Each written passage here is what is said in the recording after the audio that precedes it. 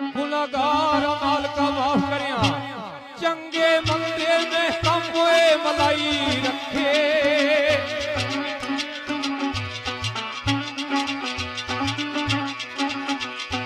ये तेरे कोलू पोशीदा नहीं अमलोए मेरे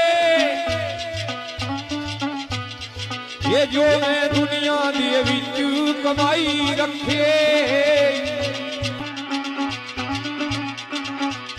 ये मैनू तेरी तो ईद दी समझो नहीं सी ये तावे गैर भी अपने बनाई रखे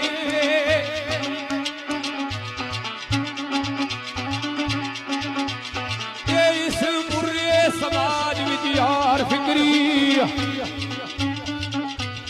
ये कूड़े सच्चे भी सीने नाल लाई रखे